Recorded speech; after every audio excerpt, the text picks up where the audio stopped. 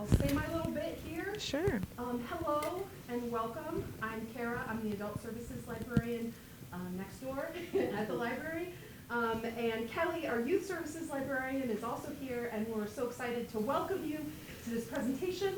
I won't take much more time. I'll pass it over to our lovely presenters, Jenny and Kristin.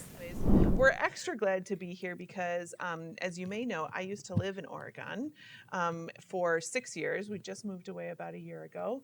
And Oregon was the home of our very first book event. When the book first came out in June 2021, if you all remember, they had a Pride in the Park at the Triangle Park.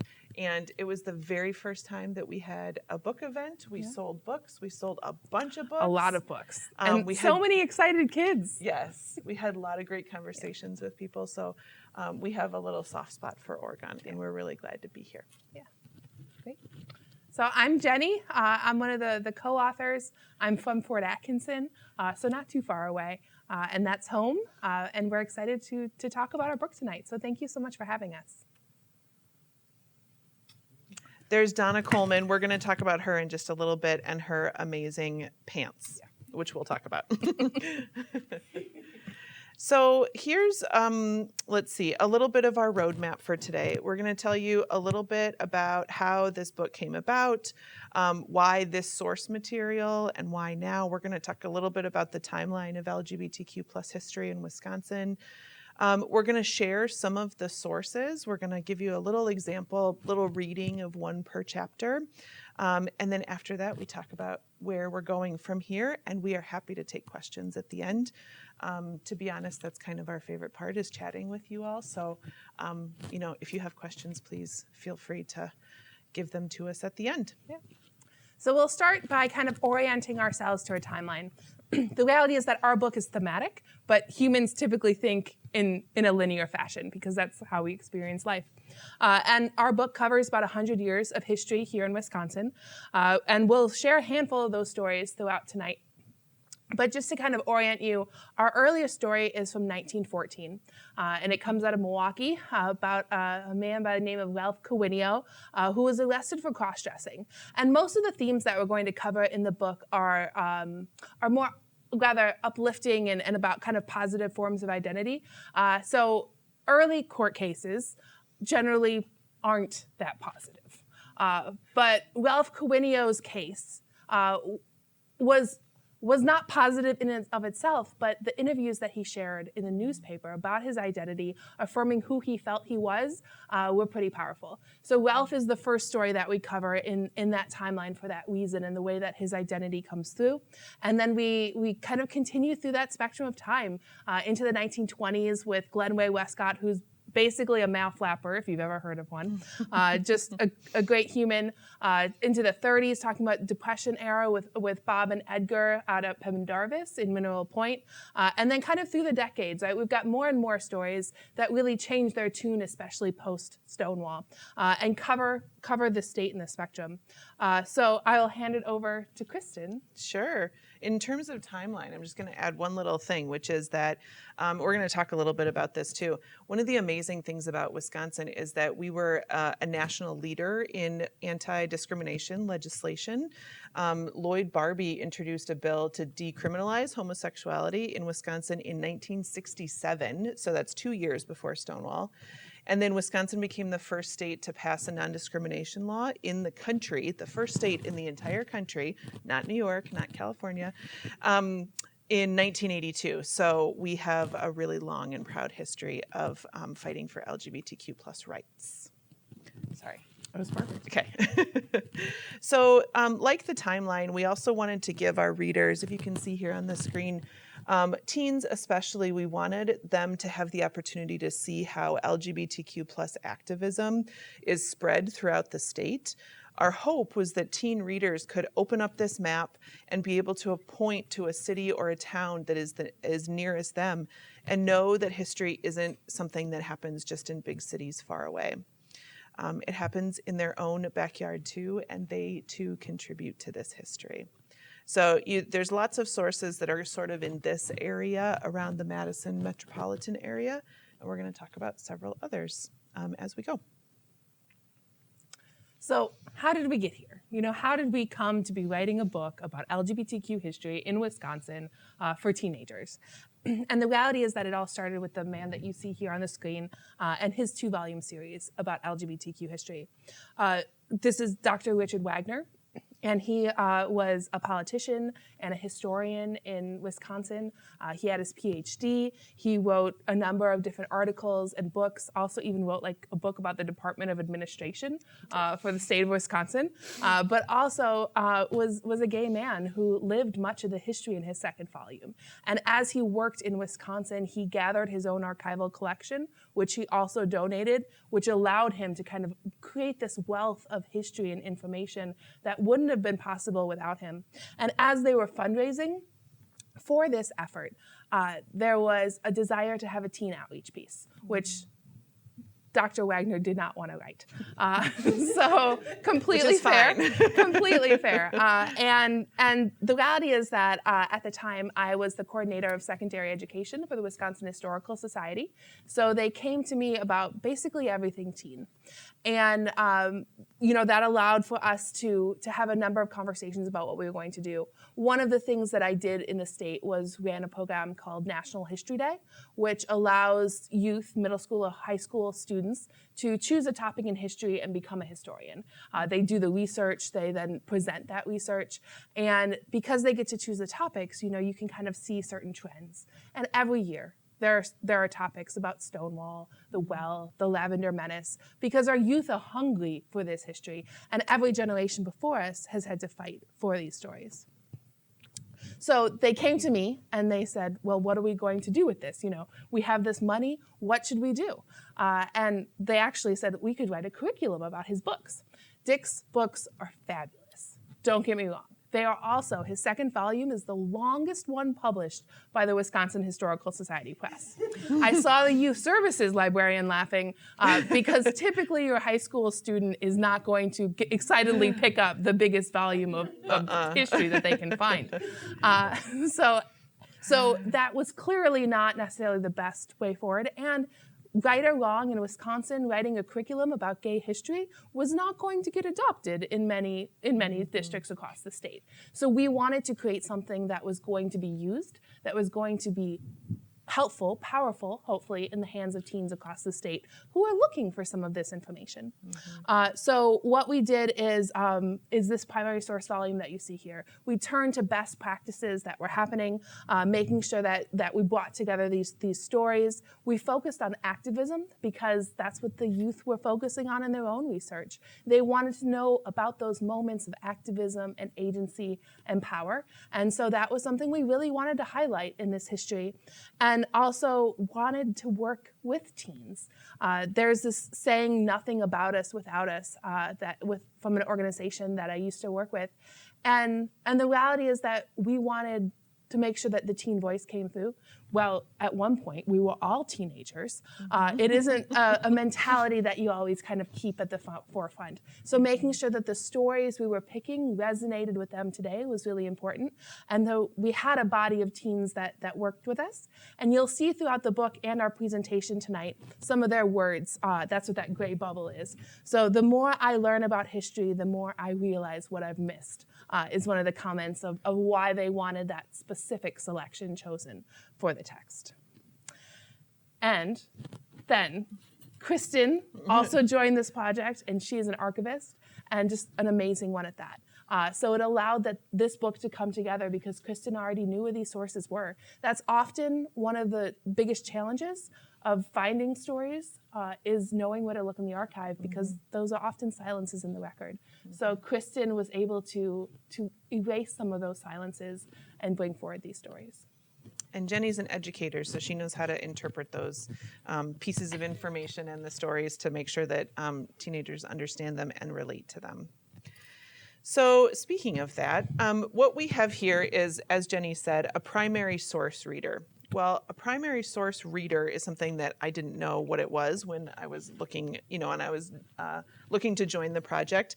Essentially, it's a book that points readers to the original historical resources with a little bit of explanation and context around each source. So basically, our book it's a series of a whole bunch of little mini essays around a primary source.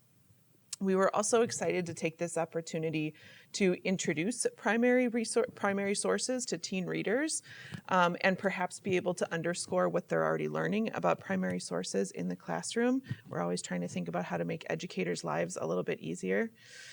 Does anybody here know what a primary source is? Have you heard of primary sources?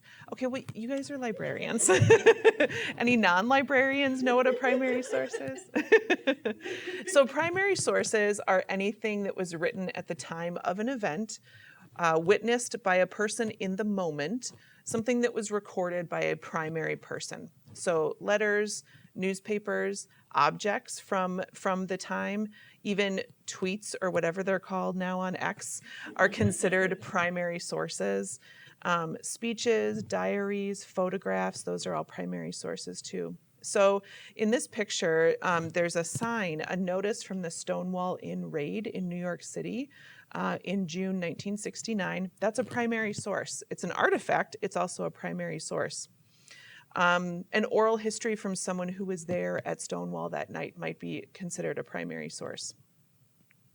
By contrast, a textbook, a research paper, and our book are all considered secondary sources because they analyze and contextualize and talk about those primary sources.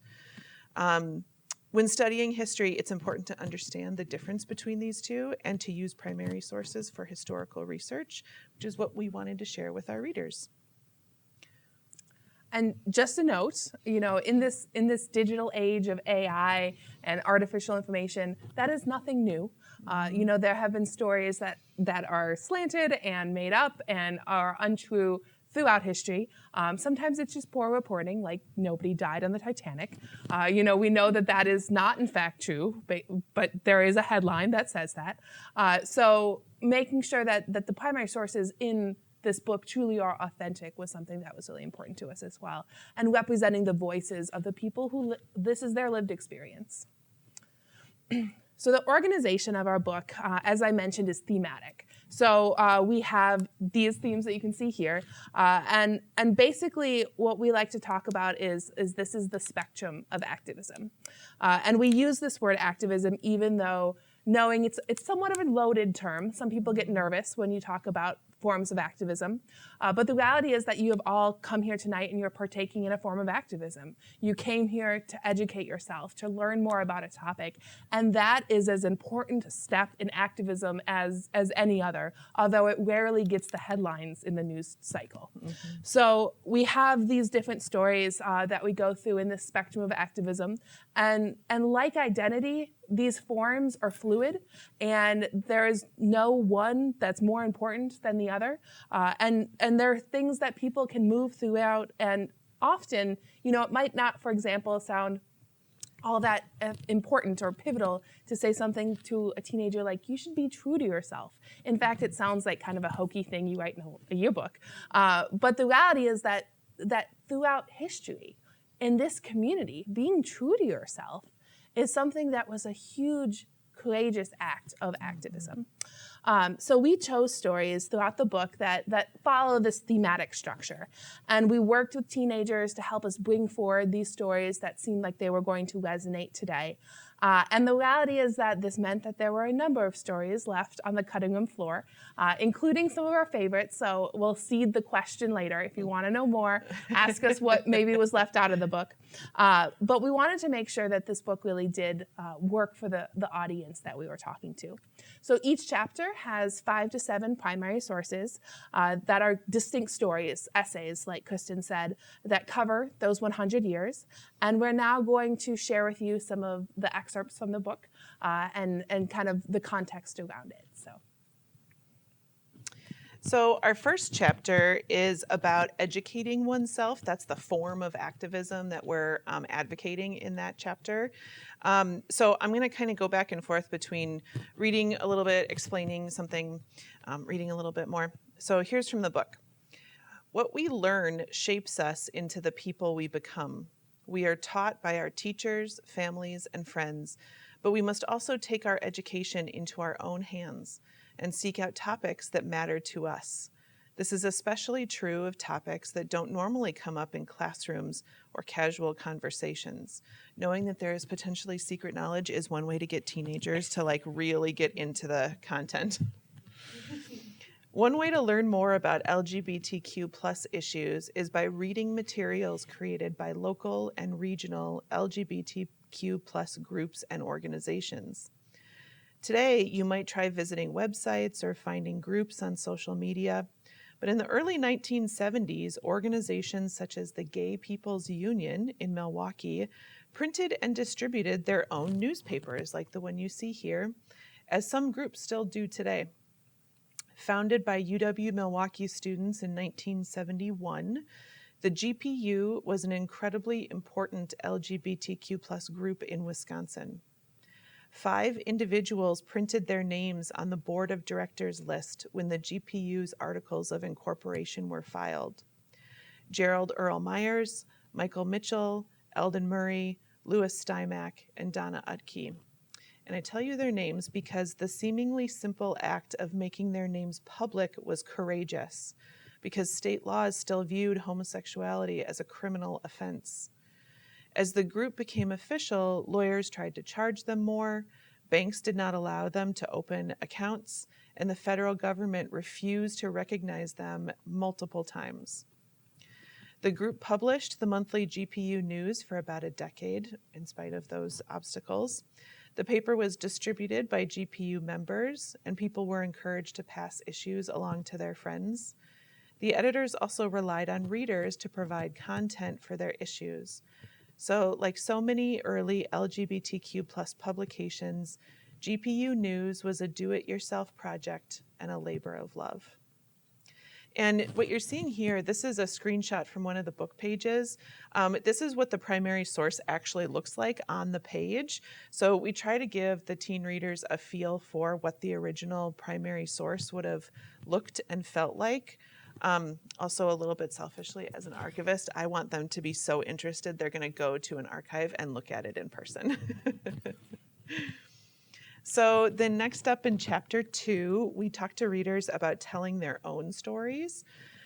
This also gives us as the authors a chance to introduce the idea of oral histories to readers and to tell them a little bit about, again, somewhat selfishly, the different types of archival materials that are available for research.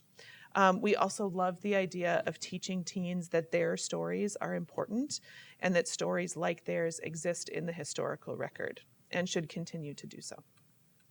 So here's the excerpt from that chapter. Some stories are spoken aloud rather than being written down. An oral history is typically an interview that is saved as an audio or video recording and shared through an archive. Archives keep papers, materials, recordings, and artifacts so that they can be discovered again and again by students throughout history. The Digital Transgender Archive is entirely online. It links to artifacts and oral histories held at different institutions throughout the country. The archive features many oral histories with transgender folks of color, such as Selena Meza, who is pictured here, who recorded their interview as part of the Treader Transgender Oral History Project. Selena identifies as a Mexican-American queer trans femme, assigned male at birth, and uses both they, them, and she, her pronouns. They're originally from Chicago, Illinois, and moved to rural Nakusa, Wisconsin when they were about 5 years old.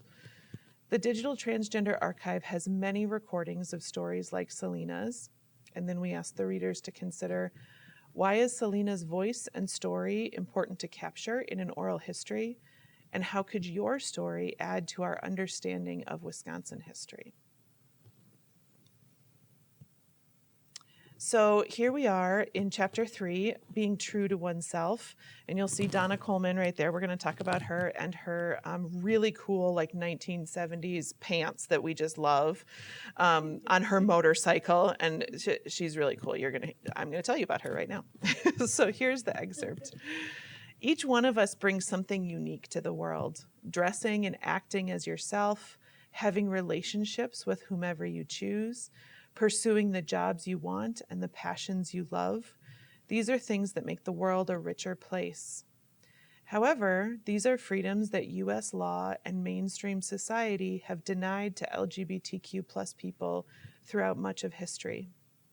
Many individuals have been emotionally traumatized and physically harmed simply for being themselves. Yet there are many historical examples of LGBTQ plus folks who found creative and inspiring ways to be true to their identities, even in very challenging situations.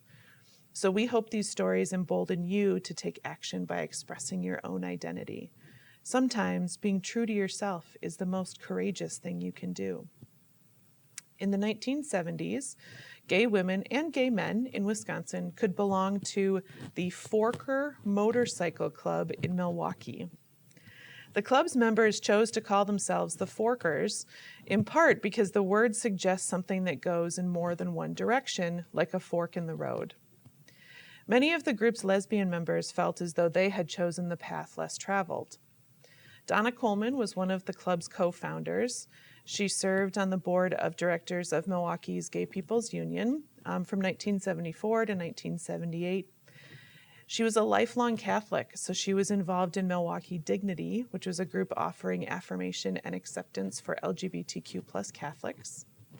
When she moved to Oxford, Wisconsin in the late 1980s, she formed and led the Lizards of Central Wisconsin.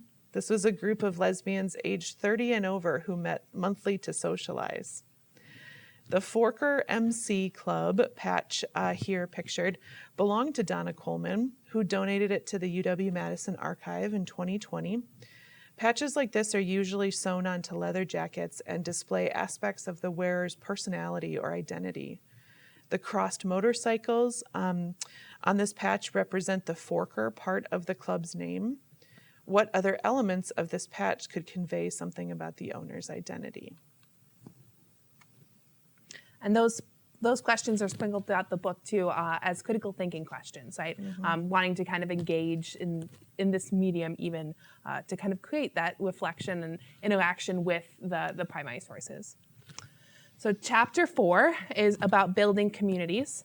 And what we wrote is communities can be big or small, public or private, formal or informal. Throughout Wisconsin history, LGBTQ folks have formed a wide range of communities in order to protect, educate, and support one another. One of the stories that we share in this chapter is that of Ted Pierce, pictured here. He was born in Chicago in 1907 and moved to Madison at the age of 3. His paternal grandparents had been born into slavery. He attended UW-Madison and worked as a tailor, as well as holding the position of executive office messenger for 3 Wisconsin governors. He had a very unique sense of style, and while attending East High School in Madison, he earned the nickname "our fashion plate," a phrase used to describe someone who dresses fashionably.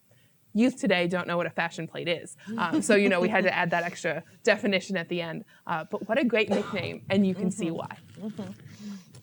LGBTQ plus people were not openly accepted in American society during the 1940s and 50s. Many individuals in Wisconsin were arrested for being part of what they called homosexual rings at this time. Yet in Madison, Pierce created a space for gay men to gather in what he described as a magic group centered on the 700 block of Jennifer Street. The members of the group had refined tastes, they dressed stylishly, they enjoyed fancy food and drink, and had cultured discussions about politics and art. As an African-American gay man in the early 20th century, Pierce cared about building a community where people like him could feel safe and feel free to be themselves. In addition to maintaining the community on Jennifer Street, He also kept up long-distance letter writing with friends. One of his longest-running correspondences was with a man by the name of Willard Motley, an African-American writer who Pierce met on Madison's Capitol Square near the tailor shop that Pierce worked at. They wrote to each other for 27 years. Motley's letter, pictured here, was sent to Pierce in Madison from Mexico, where he was living and writing at the time. Motley had closed his letter to Pierce with words that really demonstrated their connection that they had in just such a powerful and beautiful way. He wrote, "And tonight, after you read my letter, look at Madison for me, at the campus, at the lake, at the beautiful things there, and remember that a part of me lives there in Madison, as ever, Wilmot." Even in the 1940s and 1950s, Pierce built communities in his own backyard and across the globe. So our last chapter is getting active. And finally, kind of getting to that point where creating change actively or supporting or opposing an issue of the time. This chapter provides examples of actions that really affected change in Wisconsin's LGBTQ plus community. The story we're going to share today is about Jamie Nabosny, who grew up in Ashland and came out as a gay teenager at the age of 13. Starting in 1988, when he was in 7th grade, and continuing into high school, he was bullied about his sexual orientation. The high school principal sided with the bullies. She dismissed their behavior by saying boys will be boys. The harassment continued until 1992, when Nabosny ran away to Minneapolis. He eventually got his high school diploma and was admitted to the University of Minnesota. In 1995, Nabosny filed a lawsuit against his former school district and several school officials for failing to protect his 14th Amendment rights. His lawyers argued that Nabosny was being discriminated against because he belonged to a minority group as a gay teen. The lawsuit traveled through the court system, and Nabosny was ultimately paid $900,000 in damages. 3 school district administrators were ordered to pay that amount, and the school district was found not guilty. Nabosny's case helped to give young people across the nation more protection under the law. The lawsuit helped clarify the role of schools in bullying motivated by gender and sexual orientation. A federal law called Title IX, which protects people from sex-based discrimination in educational programs and government-funded activities, was shortly thereafter amended. The change required all U.S. schools to provide a harassment-free environment to gay and lesbian students. Thanks in part to Jamie Nabosny's actions, kids who are bullied in schools today can feel more protected under the law and less alone. Nabosny used the government systems that are in place and are meant as a check and a balance to get active and protect his own rights, as well as set an important precedent for students being bullied. So, as we talked about, activism takes many forms and spans a spectrum of ways of making change. The LGBTQ plus people, allies, and activists we read about in this book change the world by educating themselves, by telling their own stories, by being true to themselves, by building communities, and by getting active. These people made their own contributions to a larger movement. Over the decades, their efforts have added up to significant changes in this state and beyond. Today, same-sex marriage is legal in Wisconsin and around the United States. Legal protections in housing, jobs, restaurants, and businesses for LGBTQ plus people are much more common than they were 50 years ago. And this may be surprising, but it's true. Attitudes about gay rights have changed faster than attitudes about almost any other social issue in the history of the United States, like faster than attitudes about racism or age discrimination or disability discrimination, which we can talk about the fairness of that, but that data is real. Unfortunately, attacks on gay people and transgender teens especially are ramping up again around the country. And our hope is that this study of Wisconsin's LGBTQ plus history reminds us where we've already been. A little historical perspective can give us hope for a better future. Our goal with this book was to educate teens on Wisconsin's LGBTQ plus history, both the good and the bad. We wanted teens to see how Wisconsin was at the forefront of the gay rights movement when it passed that first non-discrimination law. We wanted teens to know that LGBTQ plus people have existed here going back to the Two-Spirit people among the Ho-Chunk, Ojibwe, and Potawatomi. We wanted teenagers to know that LGBTQ plus people are still here today and always will be. And I also have to share that this picture was taken in your park. So if you know these lovely humans, they did give us our permission when we took the picture. But really, the great news is that our youth are hungry for this knowledge, that the historical record of LGBTQ plus history has historically been very difficult to find. And predominantly what you end up reading is the stories of the court cases, which often take away the agency of the individuals. Mm-hmm. So each generation continues, though, to fight battles in the same war for equality. And within this book, we include some additional sources beyond what we shared, where youth can go to learn more.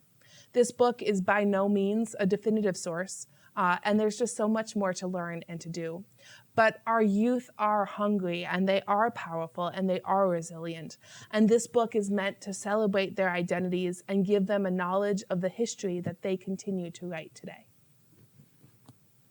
So there's always more that is happening with this work. A couple of things related to this book that are here on the screen. So the Wisconsin Historical Society commissioned and published and has out there a traveling exhibit of historical figures that are sort of drawn in a graphic novel artwork type of style called We Will Always Be Here. It's come to lots of different libraries and museums all over the state. Sometimes I don't even know where it is, and we'll just walk into some place and it's there, which is really wonderful to see. One of the other really great things that came out of this book, and especially Jenny's experience as an educator, is we made an educational resource guide as it's not a lesson plan or a curriculum, it's just an additional resource guide for educators that helps students and educators generate sort of discussion, critical thinking questions. There's vocabulary, there's activities. It's totally free to use, and we're happy to share the web address if anybody's interested in it, or we post it on our Facebook page all the time.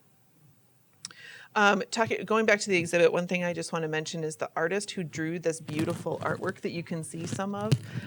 Their name is Nipinet Lansam, and they are an Indigenous non-binary artist living here in Madison, and their artwork is just incredible, both in this exhibit and anywhere else you ever see it. Also, we're always happy to give book talks, so thank you for having us here. I think we have one more thing we wanted to talk about. Thank you for adding this. You're welcome. So I don't know if you all have seen this, but recently PBS Wisconsin put out the 2-part Wisconsin Pride documentary that drew quite a bit of content from our book, from Dick Wagner's 2 books, and from lots of other archival history throughout the state. I was pleased to participate as an archival researcher, which is really just a totally fun way to continue this work. And so it's free to watch on the PBS Wisconsin website, so please go view it. And Kristin's in part 2. Well, I wasn't going to bring that up, but thank you. Thank you. You will see her face. Yes. So that's always fun to watch too. And we'd love to hear from you. So please feel free to contact us either via social media or email. And now we would favorite part. Our favorite part. We would love to chat with you all.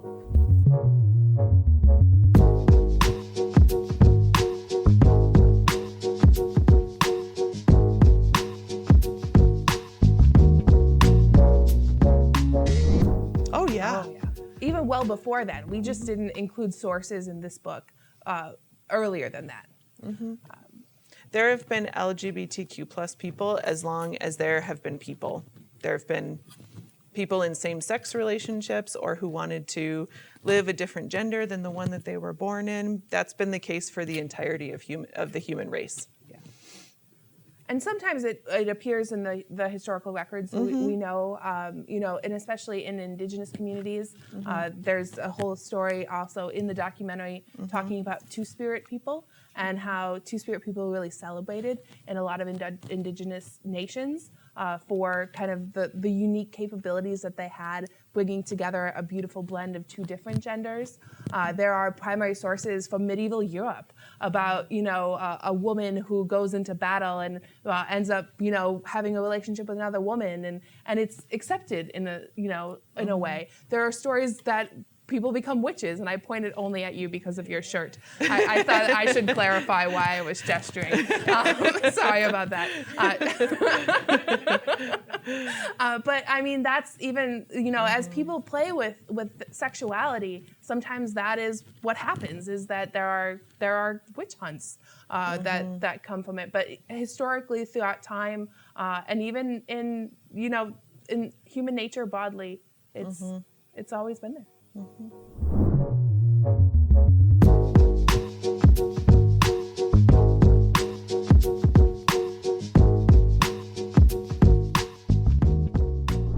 That's a really good question. So I'm going to try to we'll give you some shorter answers, but it's complicated is the shortest answer. It's kind of a balance of things. So if you read, somebody's letters and you're talking, Bob and Edgar are actually a really good example of this. Bob, Neil, and Edgar Hellam, thank you. We wrote about them in our book, and I can never keep their last names straight. They're the ones who built Pendarvis, which is out in Mineral Point, Wisconsin. And for a very long time, they were known as these two bachelors who were business partners who built a bed and breakfast. And what we've learned later is that it was like somewhat well known in the community that they were business and life partners, but just nobody ever really talked about it. And then later, some letters between the two of them came into the public light, and it's pretty clear that they held each other in very high esteem, like that they loved each other quite a bit. And one of those letters appears in the book, actually. Go ahead. But they never called themselves gay men. So we call them life and business partners because that's what they called themselves. Yeah. So when you go researching, this is what I was getting to, is like if you're reading a letter from one man to another man and you're like, this seems like there might be something more here. There might be, and there might not be, and you sort of have to look at their entirety of their stories to know more about, like, look for other clues to contextualize. There's also this whole other balance that has to be struck between wanting that story to be told, the truth to be told here, lo these many years later, but then also not wanting to out somebody without their permission, especially if they're not around to grant that permission, or their family isn't around to grant that permission, or wishes that information doesn't become public. And it's a little bit different in every case. There are some sort of keywords that historians and archivists look for. Roommates is one of them. Or lifelong friends who live together their entire lives. Women in what were called Boston marriages, who are usually like two unmarried women who live together for their whole lives. And some other things that you just sort of like over time learn to look for. So some other examples, we mentioned Lorena Hickok in the book, and Lorena is believed by really prominent biographers to be one of the partners of Eleanor Roosevelt. Eleanor Roosevelt, of course, was the wife of FDR and First Lady of the United States of America, but Lorena's from East Troy. They met because Lorena was working for the Associated Press and was on the presidential beat. And then they spend, decades together in really intimate conversations and letters that are in the record. The Boston marriage that Kristin mentioned, I was working at a museum in Massachusetts where they talked about decorative arts. So, look at this beautiful white on white stitching, and look at this beautiful pewter work. And then you walk through the house, right? And it was a woman's house. She had two roommates, that they all had connecting bedrooms. And the three of these women lived together their whole lives. But in the eulogy of the woman's when she passed away, the eulogy made a lot of people uncomfortable and really made it clear that they were in a loving relationship in the 1890s, right? And collecting these artworks and being artists themselves and living their lives in the way that they wanted to. But the ethics of outing somebody, unless you have that eulogy, that it's like, well, this is clear, is difficult.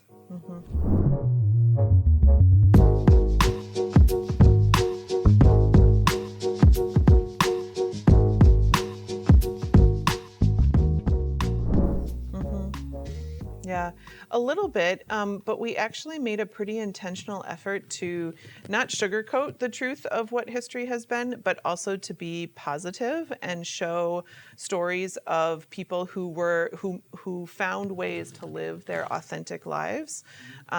We were honest about the difficulties that they could face in that, but we wanted teen readers especially to know that like people have been figuring out ways to live happy, full, authentic lives forever, Yeah. But like you said too, right, that lifestyle has a spectrum, and some people found a big community, but some people founded their own community out in the country near Oak Cross, right, and kind of created this own oasis and paradise for themselves to make sure that they built a world that they were most comfortable in.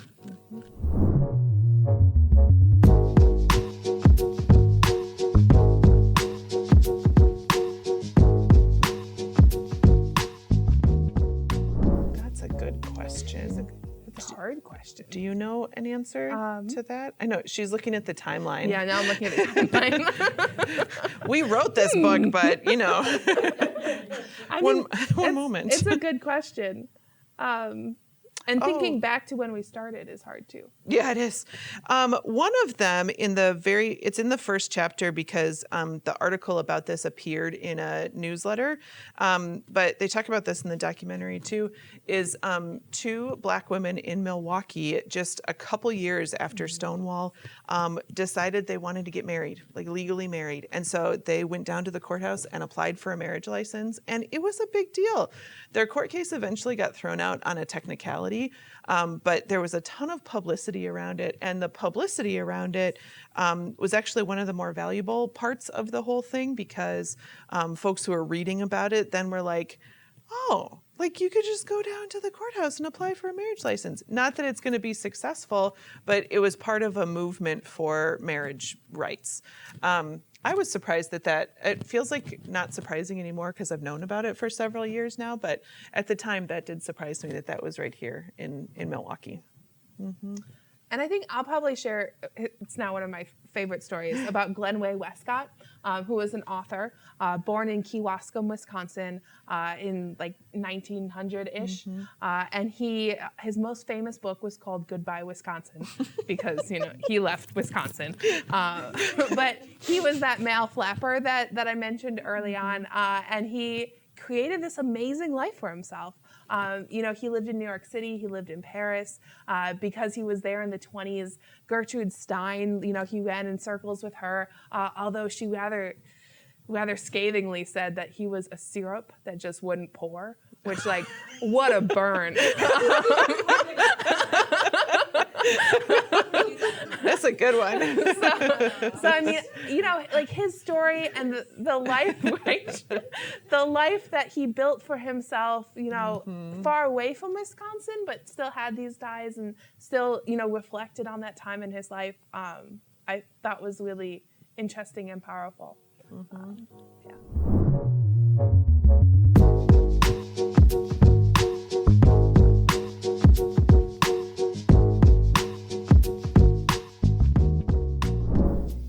That's some of it, sure. We could get really far into that whole religion question, and I won't get too far into it, but sure. I mean, I'm sure that conservative Christianity has a pretty strong effect on the perception of same-sex couples or anybody in the LGBTQ plus community. It's also a colonialist mindset. Like Indigenous people, for the most part, I'm making a generalization here, but this wasn't something that was talked about a ton or really noticed or made noteworthy until European settlers came to this country. But Christianity has a lot to do with colonialism, like they're intertwined quite a bit. So both and more. And I think too, when we think about religion today and we think about I was raised Catholic, I am technically Catholic, although I don't always align with the Catholic Church today. But the reality of that in 1982, when Wisconsin becomes the gay rights state, it's the Catholic Church who gets behind the bill that allows it to pass. Because the idea that it was wrapped up in this whole non-discrimination story, and that the bishop out of Milwaukee, Robert Weekland, stands up Rembert Weekland stands up and says discrimination against anybody isn't accepted because as Christians we love each other and everybody is worthy of friendship and love. So in 1982, the Catholic Church in Wisconsin is the reason we become the gay rights state. And you see the Catholic Church today and the Diocese of Madison, and they have a very different view than what they're saying in 1982 in Wisconsin, and a very different view than what the Pope says. Yeah. I mean, there's all of that kind of levels of interpretation, and I think, especially what you said about one man and one woman coming from the Bible is especially coming out of Bible literists today, right? People who believe that the word of the Bible is exactly what has happened in the world. But that also means that the dinosaurs couldn't have existed either. So there's, those problems too. I did a little bit of research with the Bible, some internet, and it's surprising where people don't think it's in the Bible, but I have found texts where it's very talked about. Sure, there's lots of things that are talked about in the Bible that we don't follow. And I don't want to get into a huge debate, but if I don't believe in the Bible, then why am I beholden to its dictates if it's not my religion? So, it might be in there, sure. But if it doesn't matter to me, then I'm not going to follow it. I like the saying that says you can find anything in the Bible to defend either viewpoint, right? And I think that that's pretty true, especially if you look at the books that were edited throughout history, like the Nicene Conference when they came together and slashed out certain books, like the Book of Lilith and others. You can see that there's a lot of stories, in there that have various viewpoints.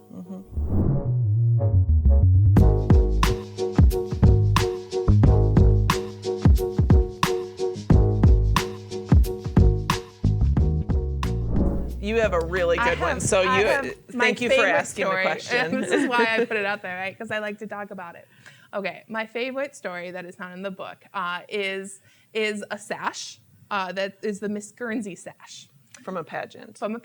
In Central Wisconsin that's from a drag show. And this Miss Guernsey sash, which iconically Wisconsin, right, doesn't have a Guernsey pattern or coloring. It has a Holstein pattern on it. So I just love the levels of the drag show with the Miss Guernsey with the Holstein pattern. And I think it's fantastic and iconically Wisconsin. Not a single teenager voted for it. Not one. Not one. So I blame their lack of cow knowledge and enthusiasm, right? But I was like, this is amazing. And no, so cows in drag. It's great. Who's not going to dress up as a Holstein, right? It's clearly the most popular cow in Wisconsin. But not in the book because they didn't care. Yeah, they didn't. And it crushed my soul a little. So we get it out there by talking about it in pretty much every book talk that we have. We're like, well, we're still going to talk about it. Write another one. I'd read it. Okay. Yeah, thanks. The average age of a farmer in the USA today is 59 or 60. That explains a lot. Yeah. Yeah. Mine isn't nearly as interesting or as amusing, but passionate. Yeah. I had a whole section I really wanted to do on Don't Ask, Don't Tell, and how that impacted actual Wisconsinites that I know who were dishonorably discharged from the military just for being found out to be gay, and how that has impacted their lives. But it just didn't all come together at the same time. Yeah. So, good question. Thank you. Yeah. Thanks for asking.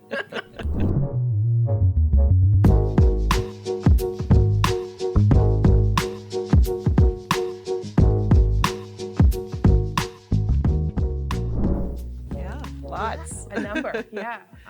Do you want to tell any of this? Sure. Somebody who wasn't originally connected with the book when we were doing our book launch, we asked him to participate as doing a dramatic reading of that letter, actually, from Willard Motley to Ted Pierce. We asked him to read it he's an actor, and so we asked him to, do a dramatic reading of it. And I have learned since that he has talked about that experience in his college application essays. He talked about it giving him the courage to come out, like that it had a huge impact on him. So I guess that is kind of connected with the book, but not connected with the original, writing of it. He read the whole book before he participated in the book launch, and so that made a big impact on him. I know a 12-year-old who has been sort of struggling with coming out to her family, and she's 12, so she doesn't entirely know what this all means, but she knows that, like, she has crushes on girls sometimes, and so she's trying to figure that out. And I heard from her recently that she walked into her ELA teacher's classroom, and our book was on her desk, and she was just like so excited because she had just learned about the book. And so, like, knowing that those stories are out there and available to her is having a big impact on her. Can you think of any? And I would say, when we go to prides, and especially throughout Wisconsin, a lot of them are connected to their GSAs, to the local high schools, especially small town prides. We get a lot of really excited youth who haven't read the book yet, but love the idea that this history exists. Yeah. And we're asked things like, how do you even know this? Like, how does it? So I mean, a lot of it. It's the only time in my career I've ever seen like kids begging parents to buy a book, right? Which is like an amazing moment to see. We unfortunately don't always get to see the impact or the end result, right? But we also hear from adults that they wish something like this existed when they were, coming of age, and that's really powerful as well. That these words hopefully help in some small way, no matter the person's age. I put this picture back up because these two kids were begging their mom to buy them their own copies of this book at this event. And then said, I'm going to start this tonight. Which was amazing. Amazing. Yeah. And because it's written for teens, it's actually just more accessible language-wise than Dick's two wonderful, very comprehensive volumes that are pretty academic, but wonderful. So I don't want it to be perceived as criticism for him. As adults, we recommend it to you all. Right. But there are plenty of people. I mean, the average literacy rate in this country is like the 8th grade literacy. And so there are lots and lots of people for whom this is a more accessible version of this history. And we've heard from a ton of them. We've heard from lots of parents and grandparents and aunts and uncles that they pick up this book to understand kind of the history for their kids better. Educators who read it to understand what their students might be going through. And lots of people who buy it for gifts for others, which it's a pretty meaningful gift to say that, like, I have read about the history of your community and I care about you and I want you to read this too. Like, that's pretty powerful. So, yeah. That was way more than you asked, but.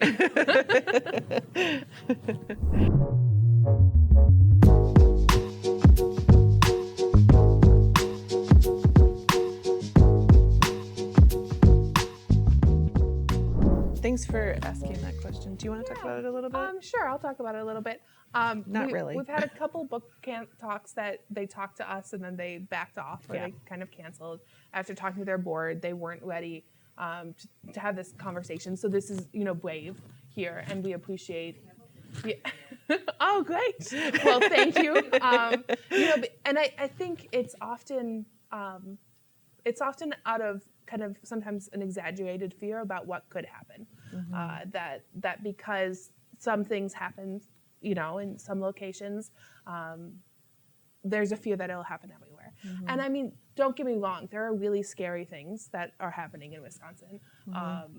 I mean, like Watertown Pride. Watertown isn't too far away, right? 2 years in a row now, they've had some really real threats and scary, scary people showing up and saying things, but nobody for us has ever shown up in person. We've had some nasty comments online. there was my own hometown, right? They were like, write a story like local girl writes book. And so it's like a giant picture of my face and somebody was like, morally despicable. And I was like, I feel like I have this badge of honor now. You do. When Morally despicable. when I was in 8th grade, I was voted most likely to become a nun. So, I mean, Perfect. yeah, it's full circle. So I mean, like we have some of that. Like we can laugh about it. But Kristin and I had some really serious conversations about this, and some really scary times where we decided that we would rather tell these stories and face this as adults than leave teens out there without any kind of support. So that was a decision we made. It also isn't written to be part of a classroom curriculum, so that helps. Like teachers aren't teaching it in the classroom. We know lots of teachers, librarians, educators who have this on their bookshelves and have it available for kids if they want it, or who, like I said, read it themselves. It's hard to prove negative, but it's more in that, like, if a library or school has a problem with our book, they just don't order it. And we wouldn't know about that, you know what I mean? But it hasn't been challenged that we know of. I keep a pretty close, in my day job, I work for WILS, which is Wisconsin Library Services, and I keep a pretty close eye on the book challenges going on throughout the state. And our book has never shown up on a list of challenged books. Part of that is because it's not fictional, it's not, it's just history that has actually happened, and that's not a criticism of LGBTQ plus fiction, which is absolutely required, part of the magical landscape of young adult books and youth books. But this is just history that actually happened. Like, you can go find this history at the Wisconsin Historical Society. This was published by the Wisconsin Historical Society Press. So we had a plan when the book came out. We had some talking points. We talked about it with WHS leadership, but Because it's a state agency even, so Yeah. The state. But mostly challenges haven't materialized. The worst thing that's happened has been nobody's come to a book talk. And that just, I don't know if that's because they didn't want to hear the content or because sometimes people don't show up to library programs, sorry. It just happens. So, but no active challenges that we know of.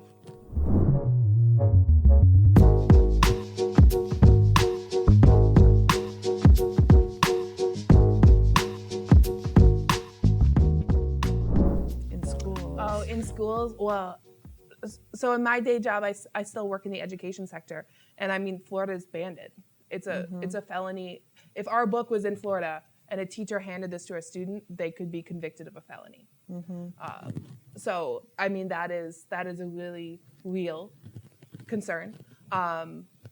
There are times when there are stories that we have heard from library media specialists and different teachers at especially teacher conferences that we go to where you can't fly the pride flag and you can't have books like this out for all of your students to see, and kind of the bravery that we're seeing from some teachers who really want to be allies and advocates for youth who are asking really hard questions anyways and are feeling alone anyways.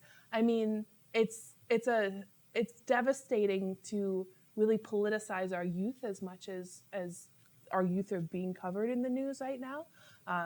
Because I don't know if you remember being a teenager, but like that's hard and sucks anyways, right? So, I mean, it's just hard to navigate that time with all those hormones and the way that your brain chemistry works.